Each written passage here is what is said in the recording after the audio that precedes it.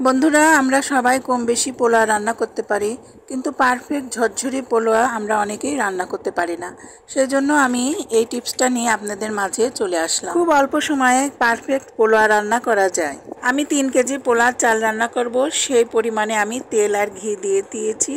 তেল আর ঘি গরম হয়ে গেলে আমি পেঁয়াজ কুচি দিয়ে পেঁয়াজ কুচিটা গোলাপি করে নেব। পেঁয়াজটা আমি বেশি ভাজবো না, হালকা গোলাপি কালার করে আমি ভেজে নেব। পেঁয়াজ বেশি ভাজলে পোলার কালারটা নষ্ট হয়ে যায়। পেঁয়াজটা ভাজা হয়ে গেলে আমি কিছু গরম মশলা দিয়ে দেবো তেজপাতা, ছোট এলাচ, দারচলা, লং, গোলমরিচ দিয়ে আমি একটু ভেজে নেব।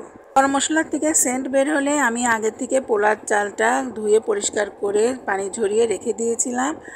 সেই চালটা আমি এখন দিয়ে বেশ কিছুক্ষণ ধরে ভেজে নেব। অনেকেই বাসমতি চালের পোলাও রান্না করে, অনেকে কালো জিরা চালের পোলাও রান্না করে। আমি আজকে কালো জিরা চালের পোলাও রান্না করব। কালো জিরা চালের পোলাও রান্নার সেন্টটা খুব সুন্দর বের হয়।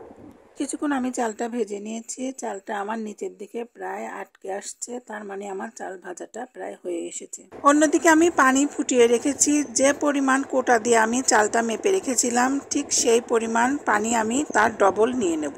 হালকা একটু কম নেব যাতে পোলাওটা ঝরঝরে হয়। আমি যদি 3 কেজি পোলার চাল রান্না করি তাহলে আমি 5.5 কেজি পানি নেব।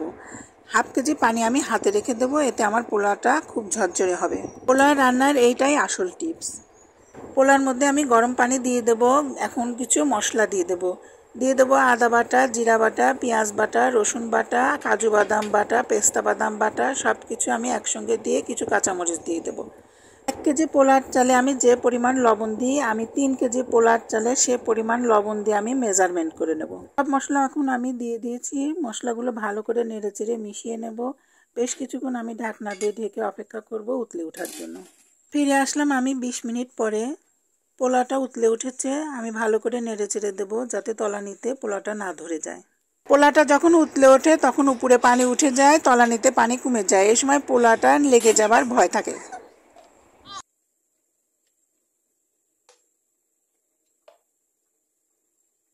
পোলাও যখন উতলে ওঠে তখন ঘিটা দিয়ে দিলে পোলার সেন্টটা দ্বিগুণ বের হয়। আমি এখন পোলার মধ্যে কিছু ঘি দিয়ে দেব। পোলার মধ্যে ঘি দিয়ে আমি চারপাশে ভালো করে নেড়েচেড়ে মিশিয়ে দেব। 15-20 মিনিটের জন্য আমি ঢাকনা দিয়ে ঢেকে দমে বসিয়ে রাখবো।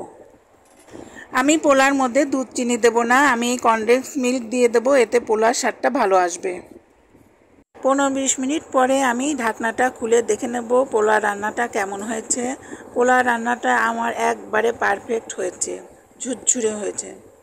আমি যেভাবে পোলাও রান্না করেছি এইভাবে পোলাও রান্না করলে, এগুলো টিপস মেনে চললে পোলাও রান্নাটা একবারে 100 ঝুরঝুরে হবে। বন্ধুরা আজ এ পর্যন্তই, আবার আসবো নতুন কোনো ভিডিও নিয়ে। ততদিন আপনারা ভালো থাকবেন, সুস্থ থাকবেন, আমার জন্য দোয়া করবেন। আসসালামু আলাইকুম।